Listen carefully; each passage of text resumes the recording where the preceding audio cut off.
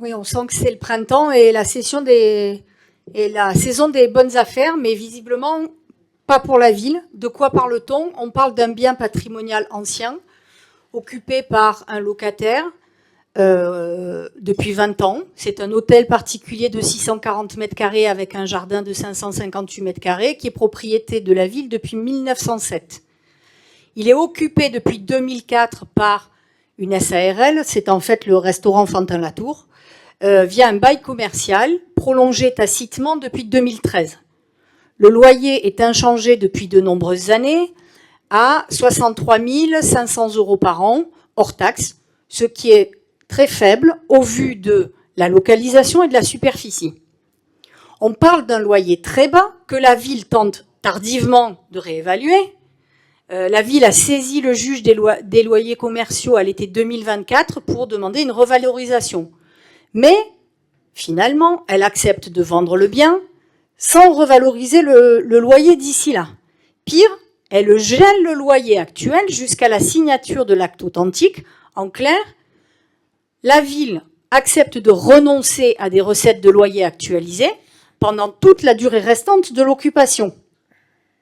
On parle aussi d'une stratégie de vente dictée par le locataire. C'est le locataire lui-même qui demande à acheter ce bien sous condition de pouvoir agrandir le restaurant, l'orangerie dans le jardin.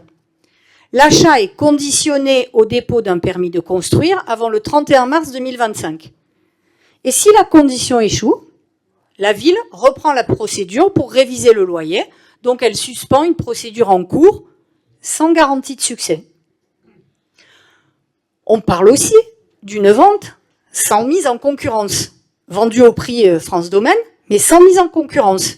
L'évaluation de France Domaine, c'est 1 650 000, soit environ 2 578 € au mètre carré, hors valorisation du jardin.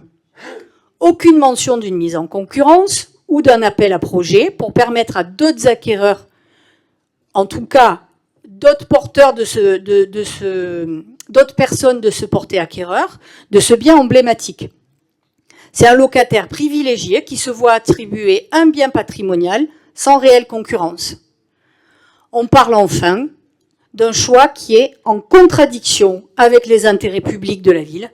La ville revend un bien historique à un acteur économique privé sans exiger ni plus-value ni contrepartie sociale ou culturelle. Vous gelez vos propres leviers juridiques, la procédure de revalorisation des loyers, et vous conditionnez la vente à un projet d'agrandissement qui n'est même pas encore déposé. Ah ben bravo, voilà, le patrimoine de la ville.